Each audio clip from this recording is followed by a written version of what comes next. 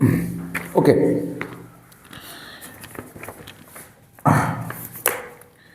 এটা আমরা যেটা পড়ব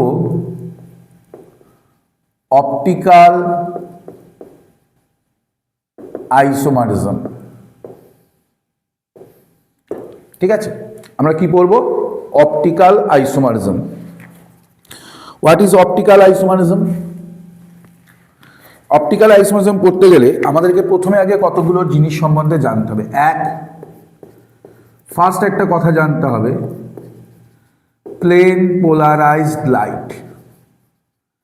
প্লেন পোলারাইজড লাইট বলতে আমরা কি বুঝি?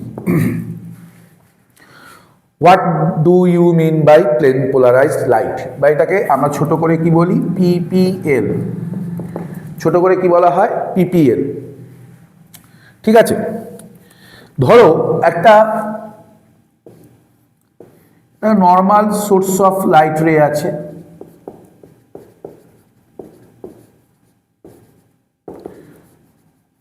নর্মাল সোর্স অফ লাইট রে আছে, সেখান থেকে একটা লাইট রে বেরোচ্ছে। আমি আগে একটুখানি ছবিটা এঁকে নিই।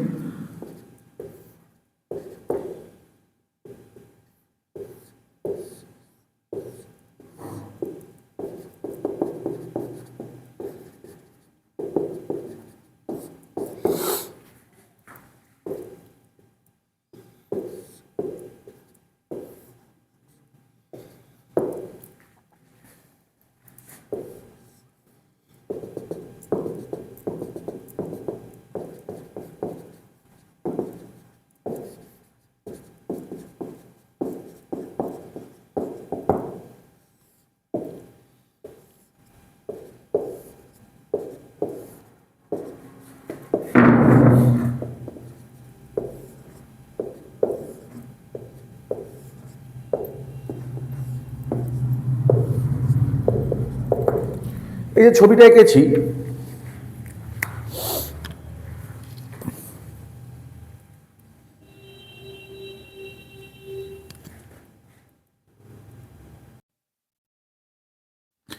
এই যে আমরা ছবিটা এঁকেছি, এই ছবিটা দিয়ে কি বলছে? এটা ধরো একটা নর্মাল সোর্স অফ লাইট, এখান থেকে যখন একটা লাইট রে বেরোয়, সেই লাইট রেটা তার পসিবল যে কোনো প্লেনে ছড়িয়ে পড়ে, যে কোনো প্লেনে। তোমার ঘরে যে লাইটটা জ্বালানো আছে সেই লাইটটা থেকে যখন একটা লাইট রে বেরোচ্ছে, যে লাইটটা তুমি পাচ্ছ, সেই লাইটটা সমস্ত প্লেনে, ও যা যা প্লেন পাচ্ছে, পসিবল অল প্লেনে, সমস্ত প্লেনে ও কি করবে? ছড়িয়ে পড়বে, স্ক্যাটার্ড করে। এটা যে কোনো নর্মাল লাইট রের ধর্ম বা প্রপার্টি। এই নর্মাল লাইট রেটাকে আমরা যদি ক্যালসিয়াম সিলিকেট নামে কোনো বিশেষ প্রকারের প্রিজম, একটা বিশেষ প্রকারের প্রিজম, এই প্রিজমটাকে বলা হয় নিকল প্রিজম। এটা কি দিয়ে তৈরি? ক্যালসিয়াম সিলিকেট দিয়ে তৈরি একটা বিশেষ টাইপের প্রিজমের মধ্য দিয়ে যদি এই লাইট রেটাকে নিয়ে যাই, তাহলে এই লাইট রেটা দেখা যাচ্ছে কেবলমাত্র একটি প্লেনেই এটা স্ক্যাটার্ড করবে, অনলি ওয়ান প্লেনে এটা স্ক্যাটার্ড করবে। এর পাথ অফ প্রোপাগেশনের সাথে বা এর ডিরেকশন অফ পাথের সাথে পারপেন্ডিকুলারলি একটা মাত্র প্লেনে স্ক্যাটার্ড করবে। তখন এই লাইট রেটাকে আমরা বলি প্লেন পোলারাইজড লাইট বা পিপিএল। কি বললাম? একটা নর্মাল লাইট রে যখন সে তার সোর্স থেকে যখন রেডিয়েটেড হচ্ছে বা বেরোচ্ছে, সে তার মানে পাথ অফ প্রোপাগেশনের সাথে বা সে সম্ভাব্য সমস্ত প্লেনে ছড়িয়ে পড়ে, স্ক্যাটার্ড করে। কিন্তু এটাকে একটা বিশেষ টাইপের প্রিজম, নিকল প্রিজম এটাকে বলা হয়। ক্যালসিয়াম সিলিকেট দিয়ে তৈরি কোনো প্রিজমের মধ্য দিয়ে যদি নিয়ে যাওয়া হয়, তখন এই লাইট রেটা কিন্তু আর সমস্ত প্লেনে ছড়িয়ে পড়ে না, তখন ওর ডিরেকশন অফ পাথের সাথে একটা মাত্র পারপেন্ডিকুলারলি একটা প্লেনে, অনলি ওয়ান প্লেনে ওটা তখন স্ক্যাটার্ড করবে বা ছড়িয়ে যাবে। এই লাইট রেটাকে বলা হয় প্লেন পোলারাইজড লাইট। এই প্লেন পোলারাইজড লাইটটাকে যদি আমরা একটা সলিউশন অফ কম্পাউন্ডের মধ্য দিয়ে পাস করাই এবং যদি দেখি প্লেনটা বা লাইট রেটা রোটেট করে যাচ্ছে, ঘুরে যাচ্ছে, তখন এই কম্পাউন্ডটাকে বলা হয় অপটিক্যালি অ্যাক্টিভ কম্পাউন্ড। আর যদি না ঘোরে তখন সেটাকে বলা হয় অপটিক্যালি ইনঅ্যাক্টিভ কম্পাউন্ড। অর্থাৎ কোনো কম্পাউন্ডকে অপটিক্যালি অ্যাক্টিভ কখন বলবো, যদি কোনো একটা কম্পাউন্ডের মধ্যে দিয়ে প্লেন পোলারাইজ লাইটকে পাস করালে প্লেন পোলারাইজ লাইটটা রোটেট করে, তবে সেই কম্পাউন্ডকে বলা হয় অপটিক্যালি অ্যাক্টিভ কম্পাউন্ড। আর যদি কোনো প্লেন পাথ নিয়ে গেলে সেটা সলিউশনের মধ্যে দিয়ে প্লেন পোলারাইজ লাইটকে পাস করালে সে যদি না ঘুরে, তখন সেই কম্পাউন্ডটাকে কি বলা হবে, অপটিক্যালি ইনঅ্যাক্টিভ কম্পাউন্ড। তাহলে এখান থেকে দুটো কথা পেলাম, এক optically active compound. Optically active compound কাকে বলে? The compounds which can rotate plane polarized light is called optically active compound, and the compound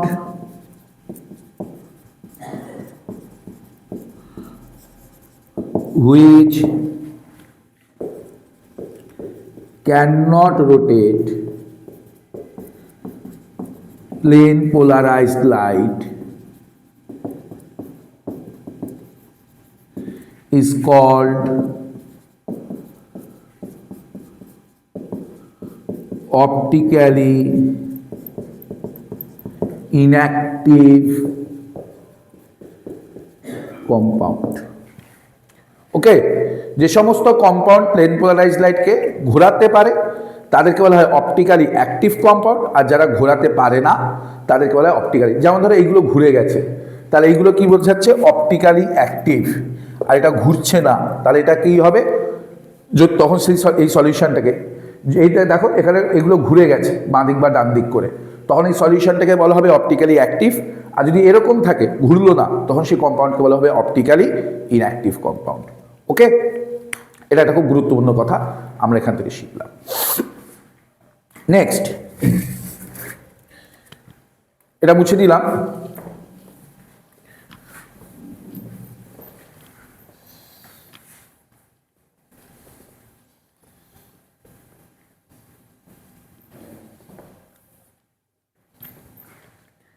এবারে আসছি, এই অপটিক্যালি অ্যাক্টিভ কম্পাউন্ডেরকে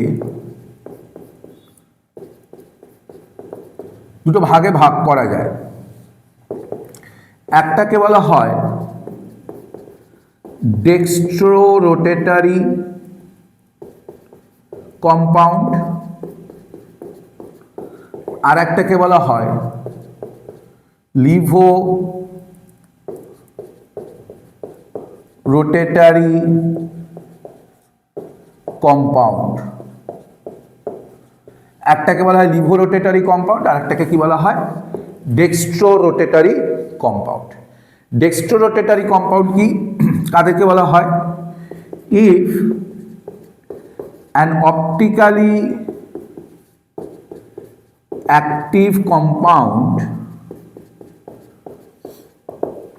ক্যান রোটেট বা rotates the plane polarized light in clockwise direction is called dextro rotatory compound, and it is denoted by small d or plus. Or if an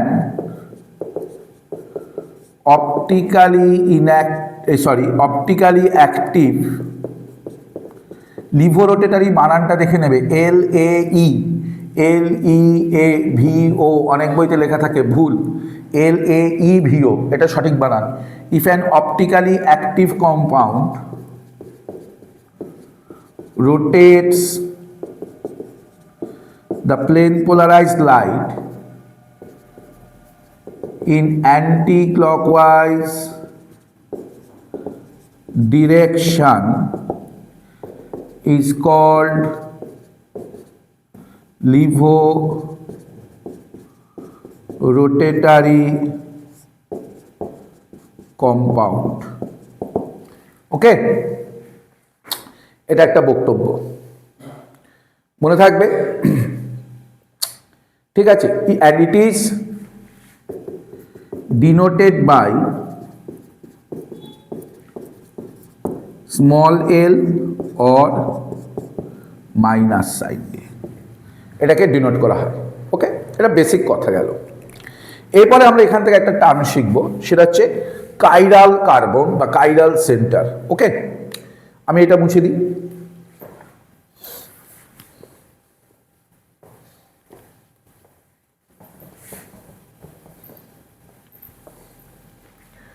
chiral carbon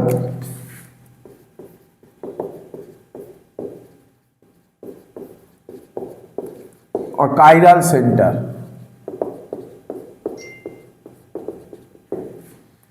chiral carbon काके बोला है বা chiral centre কাকে বলা হয়, আগে এটা লিখি। If an atom is attached with 4 different group or atom, if an atom is attached with 4 different group or atom, is called chiral center। ঠিক আছে, আর সেই কাইরাল সেই অ্যাটমটা যদি কার্বন হয় তবে তাকে বলা হবে কাইরাল কার্বন। যদি একটা অ্যাটম 4টে ডিফারেন্ট গ্রুপ বা অ্যাটমের সঙ্গে অ্যাটাচড থাকে, লোন পেয়ারও হতে পারে, তবে সেটাকে কি বলা হবে কাইরাল সেন্টার। আর এই কাইরাল সেন্টারটা যদি কার্বন হয় তখন তাকে কি বলা হয় কাইরাল কার্বন, CHIRAL, কাইরাল। ঠিক আছে, কাইরাল কার্বন। যেমন ধরা যাক, আমরা যদি একটা এক্সাম্পল নিই, একটা কার্বন আছে, একটা হাইড্রোজেন আছে, একটা ব্রোমিন আছে, একটা ফ্লোরিন আছে, একটা ক্লোরিন আছে। চলো চলো এটাকে আয়োডিন করে দাও। এই কার্বন দেখো 4টে আলাদা আলাদা অ্যাটম বা সাথে যুক্ত, তাহলে এই কার্বনটাকে কি বলা হবে কাইরাল কার্বন। এটাকে কি বলা হবে কাইরাল কার্বন, বা এটাকে কাইরাল সেন্টার বলা হয়, অথবা অ্যাসিমেট্রিক সেন্টার, অথবা অ্যাসিমেট্রিক সেন্টার বলা হয়। ওকে, যেমন ধরা যাক, আমি যদি তোমাদের সাথে একটা একটা করে গল্প শেয়ার করি। ঠিক আছে, যদি কোনো compound, if a compound contains one and only one chiral carbon, it is said to be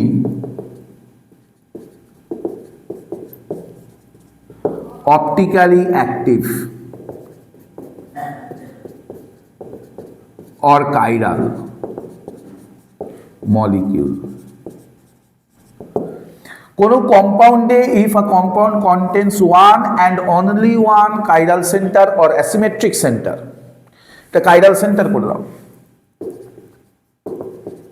যদি কোনো কম্পাউন্ডে কেবল একটি এবং কেবলমাত্র একটি কাইরাল সেন্টার থাকে, তবে সেই মলিকিউলটাকে আমরা কি বলে ডাকবো অপটিক্যালি অ্যাক্টিভ হবে, সেটা চোখ বন্ধ করে অপটিক্যালি অ্যাক্টিভ হবে, এবং এই মলিকিউলটাকে বলা হয় কাইরাল মলিকিউল।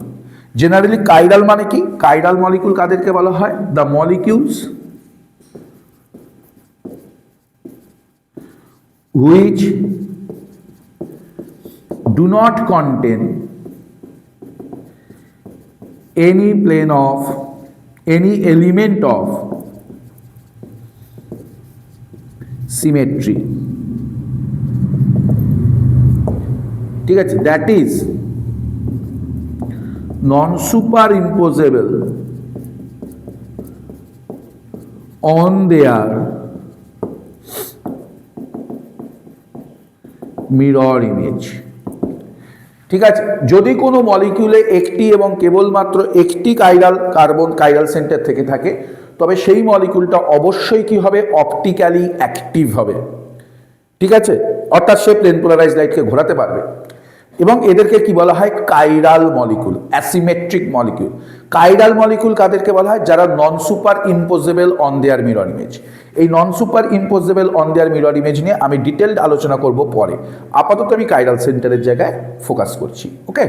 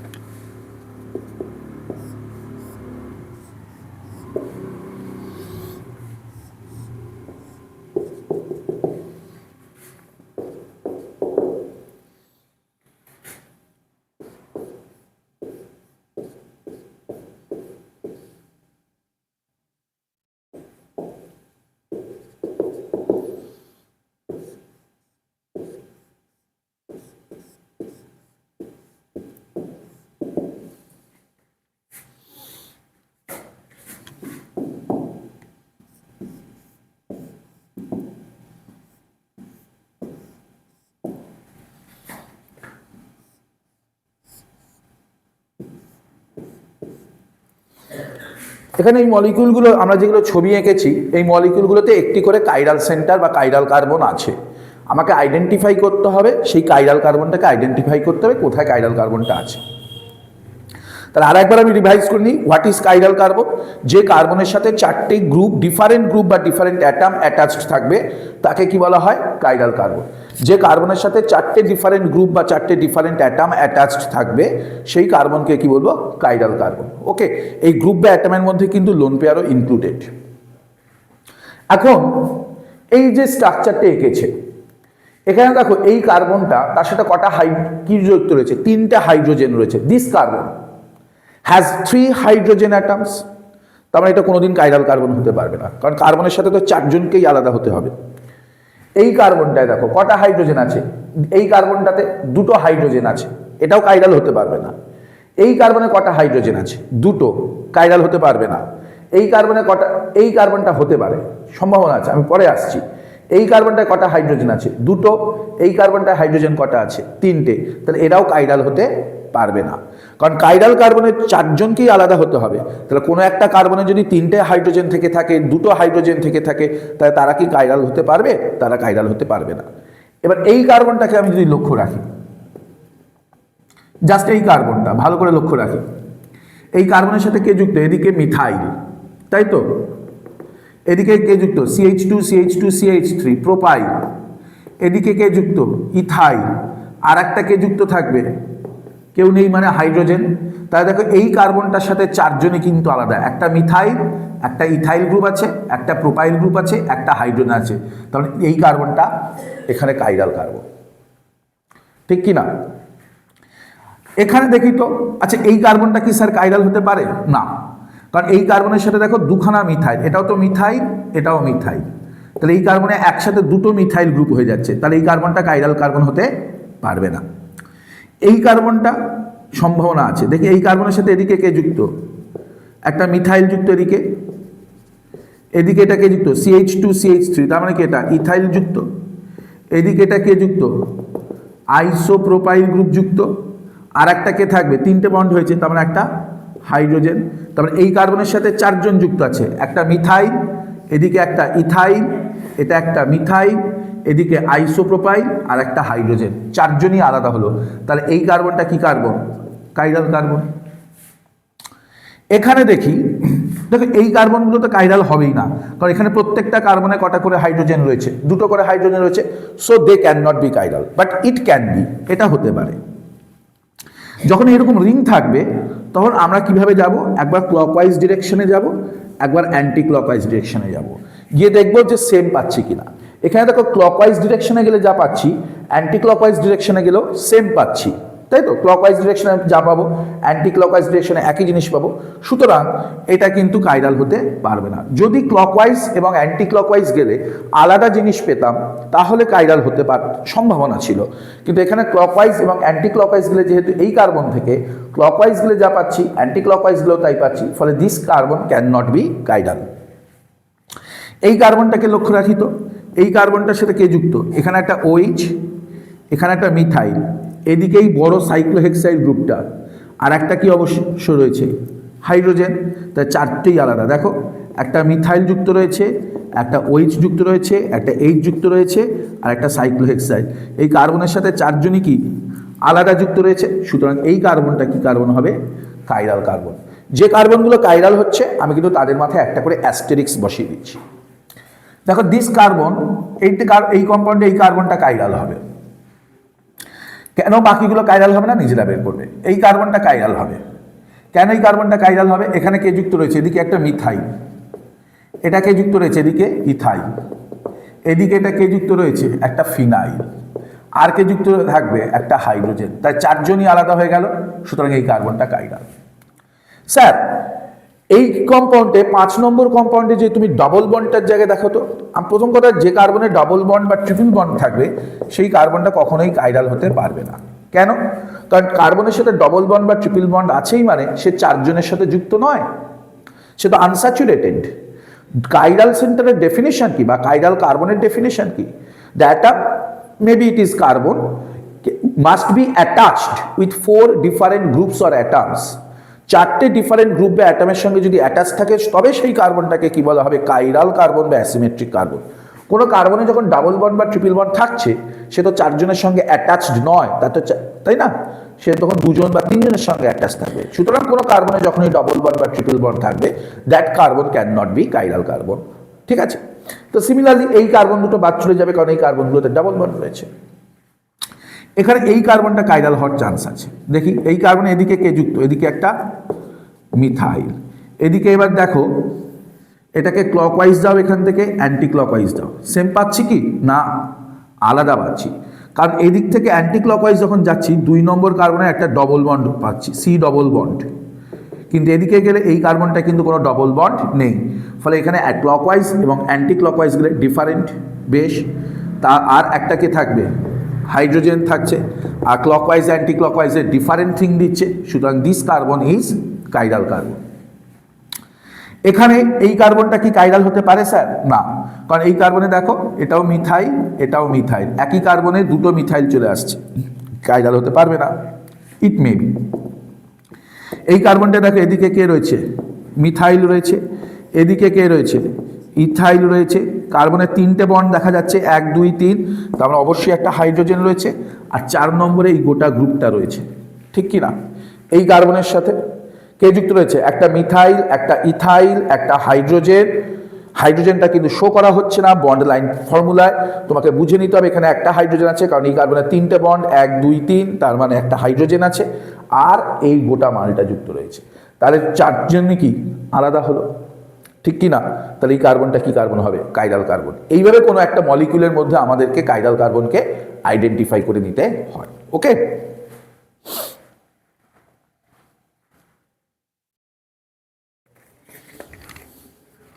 আচ্ছা, তারপর দেখো বলছে for each of the following compounds, each of the following compounds below, find all of the chiral center, find all of the chiral center। কি কি দিয়েছে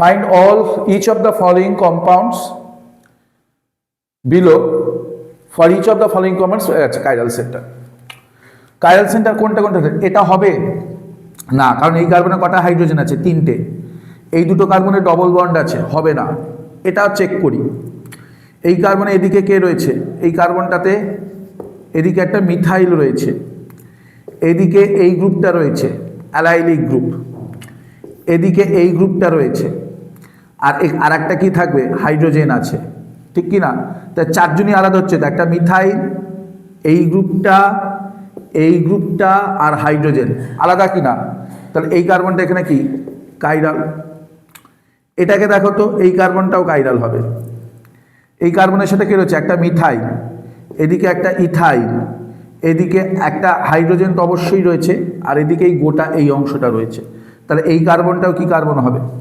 কাইরাল কার্বন হবে এখানে কাইরাল কার্বন এখানে একটা মিথাইল এটাও মিথাইল এই কার্বনটা কাইরাল কেন এই কার্বনের সাথে দেখো এদিকে একটা মিথাইল এখানে একটা হাইড্রোজেন আর এবার এই রিং থেকে ক্লকওয়াইজ আসো আর অ্যান্টি ক্লকওয়াইজ আসো একই জিনিস পাচ্ছ না আলাদা আলাদা জিনিস পাবে তাই তো এখান থেকে ক্লকওয়াইজ যদি আসি তারপরে দেখো সি ডবল বন্ড সি পাচ্ছি আর অ্যান্টি ক্লকওয়াইজ আসলে 2 নম্বর কার্বনে সি ডবল বন্ড সি কি পাচ্ছি না বরং উল্টে একটা মিথাইল পাচ্ছি ফলে this carbon is chiral same লজিকে এই কার্বনটাও কাইরাল হবে কারণ একটা মিথাইল আছে একটা হাইড্রোজেন আছে এবার এটাকে অ্যান্টি ক্লকওয়াইজ আর ক্লকওয়াইজ যদি যাও দেখো আলাদা জিনিস পাচ্ছে এখানে এইভাবে আসলে অ্যান্টি ক্লকওয়াইজ আসলে সি ডবল বন্ড সি পাচ্ছি 2 নম্বর কার্বনে আর ক্লকওয়াইজ গেলে এখানে কিন্তু একটা মিথাইল পাচ্ছি তার ফলে এখানে এই দুটো কার্বন দেখো কাইরাল এখানে এই দুটো কার্বন কাইরাল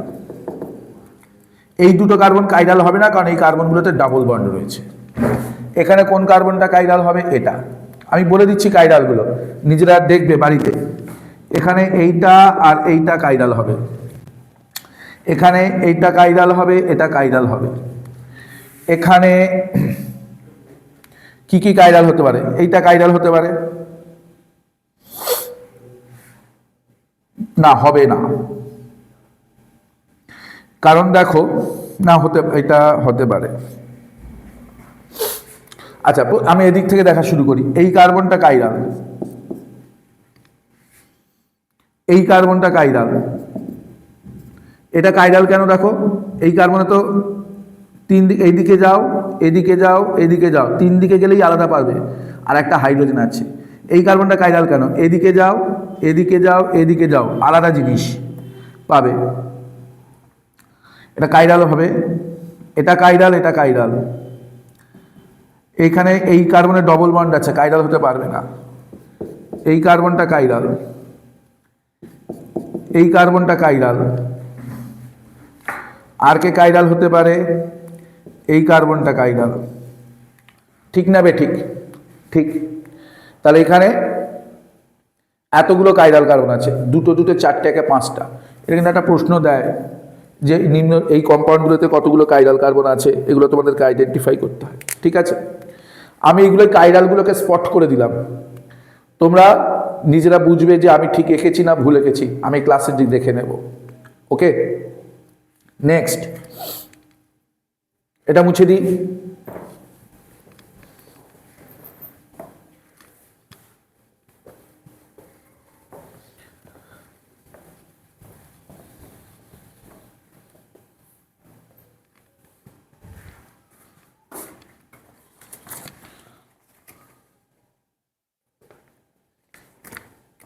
তারপর বলছে একটা প্রশ্ন আসছে which of the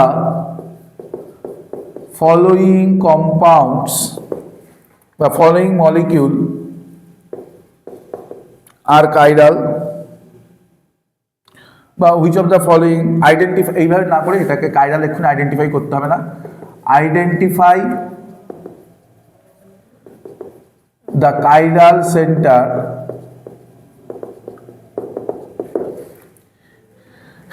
in each of the following compounds কি কি আছে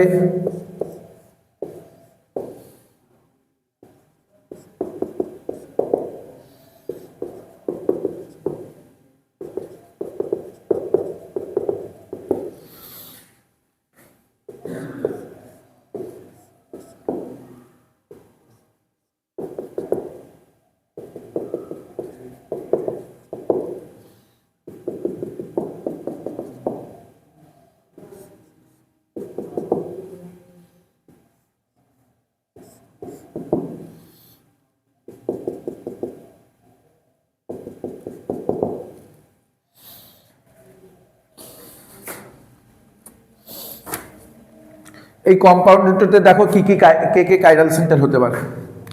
প্রশ্নটা দেখো কাইরাল সেন্টার, এখানে এইটা কাইরাল সেন্টার হবে, তাই তো। এখানে একটা হাইড্রোজেন আছে, এদিকে একটা প্রোপাইল গ্রুপ, একটা হাইড্রোজেন। এবার অ্যান্টি ক্লকওয়াইজ আর ক্লকওয়াইজ দাও, এই কার্বনটা থেকে আলাদা। এই নাইট্রোজেনটা একটা কাইরাল সেন্টার। স্যার নাইট্রোজেনটা কেন কাইরাল সেন্টার? আমি এই ছবিটাকে নিচে আরেকবার করে আঁকি খাই নাইট্রোজেনটার জন্য।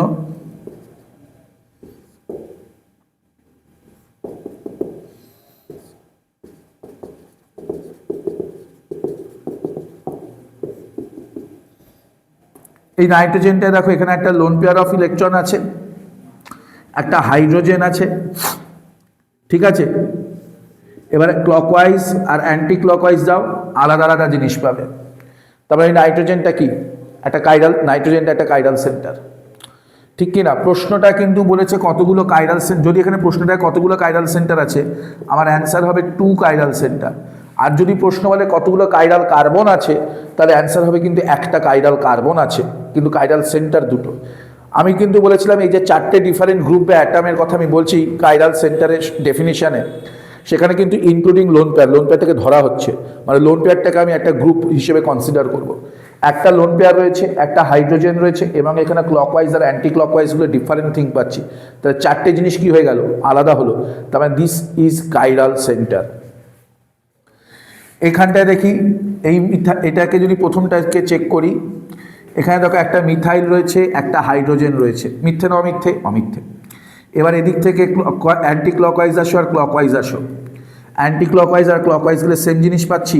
অবভিয়াসলি আলাদা পাচ্ছি। প্রথমটা সেম, পরেরটায় গিয়ে দেখো এখানে 3 নম্বর কার্বনে 2 নম্বর কার্বনে OH, এখানে 2 নম্বর কার্বনে H।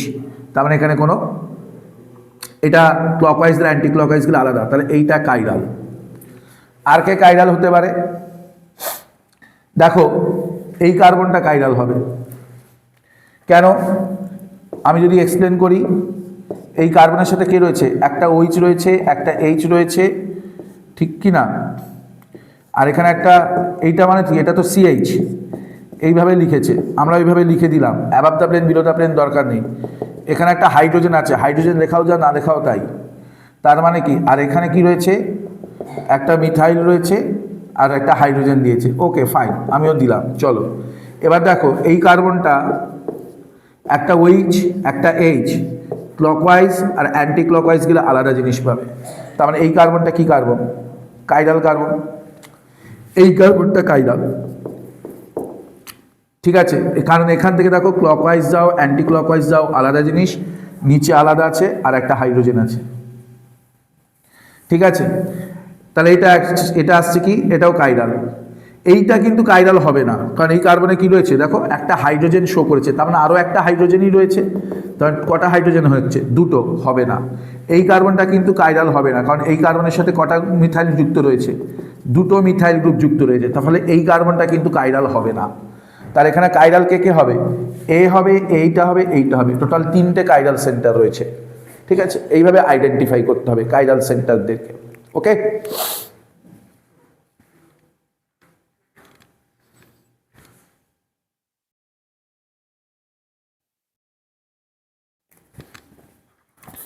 দেখো এবার একটা প্রশ্ন আসছি, which of the following compounds have stereo centre? কে কে আছে? CH3CH2 CHCl CH3B CH3CH2CH CH3CH3C CH3CH2C Br CH3CH2CH3D CH3CH2OH E CH2 double bond CH CH NH2 CH3 F C এরকম আর কি একটু মিস্টেক হচ্ছে CH3 CH2 CH Br CH2 CH3 ঠিক আছে এদের মধ্যে which of the following compounds have chiral center sorry stereo centre এখন নয় chiral center এদের মধ্যে কার কার chiral center আছে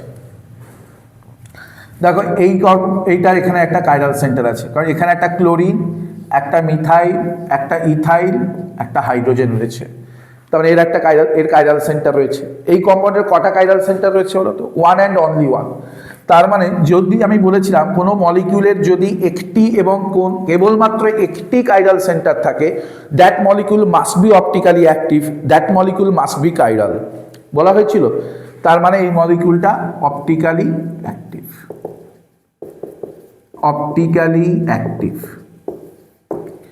এখানে দেখো এর কিন্তু কোনো chiral center নেই এই মলিকিউলটাতে ভালো করে লক্ষ্য রেখে দেখো এটা হবে না কেন হবে না দুটো মিথাইল আছে এটা হবে না এটাও হবে না তার মানে এটা অপটিক্যালি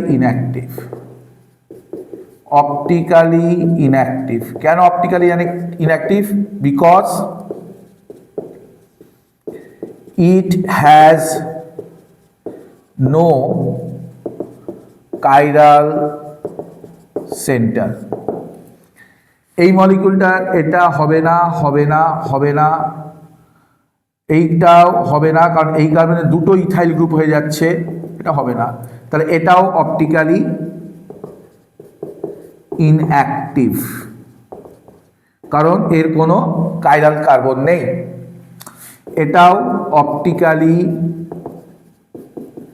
ইনঅ্যাক্টিভ কেন কারণ কোনো chiral কার্বন নেই এইটার কিন্তু একটা chiral center রয়েছে একটাই রয়েছে কারণ দেখো একটা হাইড্রোজেন একটা NH2 একটা মিথাইল এদিকে একটা ভিনাইলিক গ্রুপ চারটে গ্রুপই কি আলাদা তার মানে এটা কি হবে অপটিক্যালি অ্যাক্টিভ বা chiral এটায় দেখো এটা chiral center হবে না chiral কার্বন হবে না এটাও chiral কার্বন হবে না কারণ এদিকে ইথাইল এদিকে ইথাইল রয়েছে এটাও হবে না তাহলে এটা অপটিক্যালি ইনঅ্যাক্টিভ কেন না কারণ এর কোনো chiral কার্বন বা chiral সেন্টার নেই কোনো মলিকিউলের যদি একটিও chiral কার্বন বা chiral সেন্টার না থাকে তবে সেই মলিকিউলগুলোকে আমরা কি বলবো অপটিক্যালি ইনঅ্যাক্টিভ ওকে নেক্সট এবার এখান থেকে এই ভিডিওতে লাস্ট একটা টপিক পড়াবো stereo centre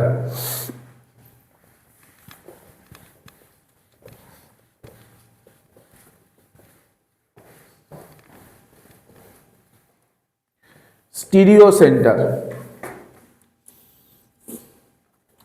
what is stereo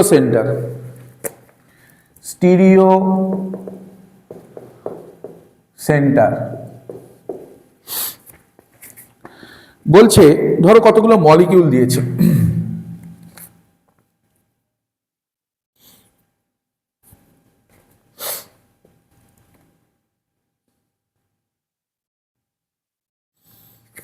stereo সেন্টারের ডেফিনিশনটাকে আমরা একটু দেখে নিই স্টিরিও সেন্টার কিন্তু অনেকে স্টিরিও সেন্টার বলতে chiral সেন্টার বুঝে দেয় অনেক বইতেও লেখা থাকে না স্টিরিও সেন্টার মানে কিন্তু chiral সেন্টার নয় ঠিক আছে স্টিরিও সেন্টার বলতে কি বোঝায় stereo centre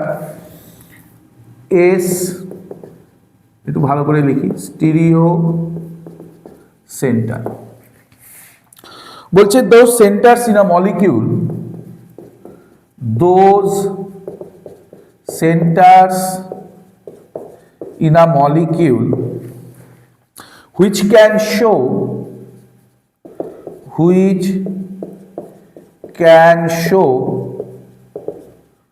optical or geometrical isomerism are called স্টিরিওজেনিক